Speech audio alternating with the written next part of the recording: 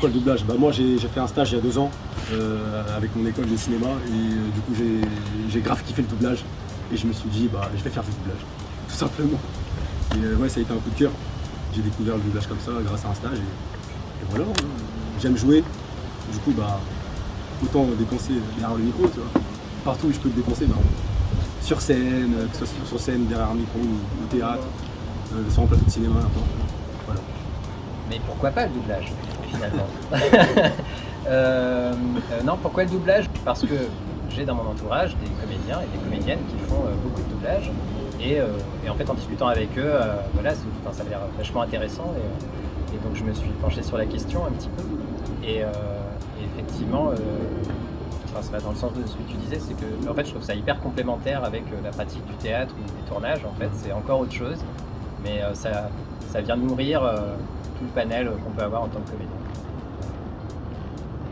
To express myself, the dubbing, donc je vais la faire en français, hein, pour genre Zarma. Non, je suis comédien professionnel et je voulais étayer et élargir mon volant d'expertise, de savoir-faire, etc.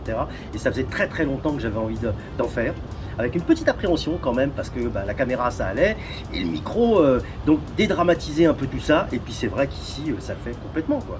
Ça fait complètement quand on a fait du clown, quand on a fait de la commedia dell'arte, etc. Tout d'un coup aussi le doublage c'est aussi quelque chose, parce qu'on se met au service d'eux, et ça c'est super intéressant.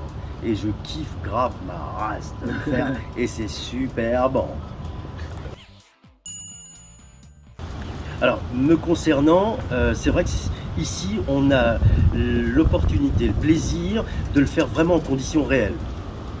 Big écran, conditions pro, micro, ingé son, etc. Et ça met aussi en ce premier sentiment de se dire « Ah, ça se passe comme ça en vrai », sachant que on a le droit de se planter, on nous autorise à nous planter, et vaut mieux se planter. Parce que dans la technique, ceux qui nous accompagnent font que on rectifie. On rectifie sur les trucs de mon âge par exemple, des trucs un peu acquis, des trucs un peu installés, qui sont un peu fixés, et que tout d'un coup on déconstruit pour reconstruire une autre manière de faire en grandeur nature et réelle, quoi. Et c'est cool. Ma première impression, je dirais pas facile. C'est pas facile du tout, surtout qu'en plus. Alors, mais si, ça le fait, t'inquiète. C'est dur. C'est dur parce que surtout les personnages qu'on me fait doubler, ils ont 20 ans de plus que moi. Et, du coup, j'essaye de m'adapter avec ma voix un peu grave, du peu que j'en ai. J'essaie de le transmettre au personnage, mais on voit quand même l'écart là. Ouais, mais du coup, tu as découvert aussi des trucs. C'est vrai, c'est bon. Nous, on te voit découvrir les trucs de ta voix et tout ça. C'est vrai. C'est vachement nous a scotché. Hein. Ah ouais, sérieux? Ah ouais, sérieux. Tu nous a scotché sur des trucs. Non, c'est vrai, parce que Thierry, il m'a fait un peu travailler sur les différents. Comment on dit? Thierry Desroses, hein. Thierry Desroses. Samuel L. Jackson, quand même, hein. Pas n'importe qui. Et pas que. Ouais, il m'a fait découvrir des sons. Des sons que je soupçonnais pas, forcément. Waouh. Et du coup, je me suis révélé. Là, tout à l'heure. C'est super ludique. Et en plus, c'est super addictif. C'est grave, t'as l'impression que t'es sur un jeu vidéo, quoi. Et puis t'as envie de gagner des niveaux, etc.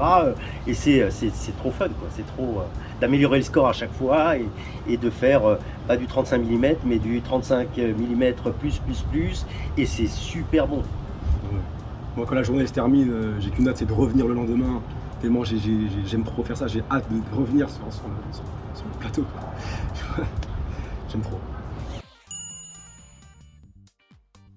Je parlais là, juste avant, c'était tout à l'heure quand j'ai sorti une voix que jusqu'à là j'avais jamais sorti, parce que jusque là j'utilisais que ma voix grave, ma voix basse, et là d'un coup le personnage m'inspirait et je me suis mis à délirer, et là d'un coup il y a une voix qui est sortie, et là tout le monde apparemment j'ai bluffé tout le monde, apparemment ça passait bien. Voilà. Pour moi c'était un grand moment.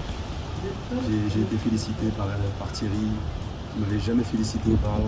Ça fait 3 jours on est là, il fait des compliments à tout le monde sauf moi. Et là pour la première fois j'ai eu mon premier compliment et je suis content. Et par nous aussi, hein. Ouais, bien sûr. Ouais, mais moi pareil, en fait, le moment marquant aujourd'hui c'était ça, en fait, c'est parce qu'en fait pour expliquer un peu, il avait 2 tout petits rôles à faire.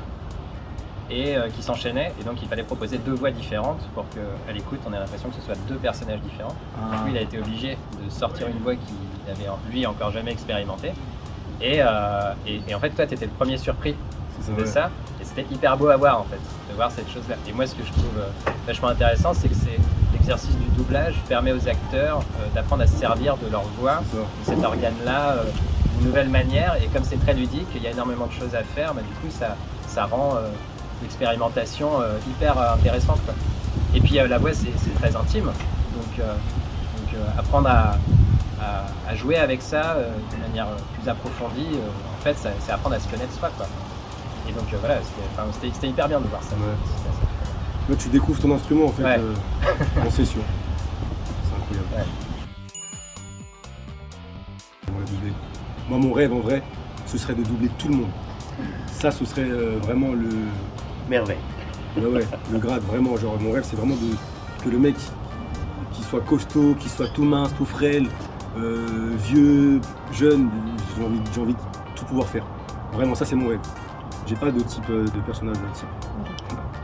Alors moi je sais pertinemment que je pourrais pas tout faire, j'ai pas une voix pour faire un minot, etc. Mais des trucs qui sont un peu loin de moi. Enfin, moi je passe plutôt pour quelqu'un d'assez jovial, etc.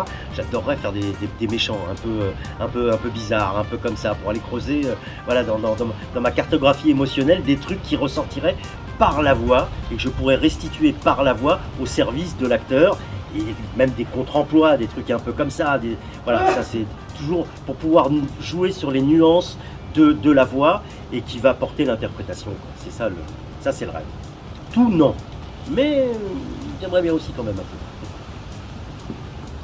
peu. Et moi, je ne sais pas très bien comment répondre à cette question encore, voilà, parce que une des raisons pour lesquelles j'ai voulu faire ce stage aussi, c'était de pouvoir mieux comprendre aussi quelle était ma voix, m'écouter aussi, parce que c'est un truc auquel les acteurs sont pas habitués en fait. Donc là on enregistre, on se réécoute dans la foulée, et donc essayer de voir effectivement dans quel type de personnage ça peut s'inscrire, ou quel type de physique ça peut s'inscrire, etc.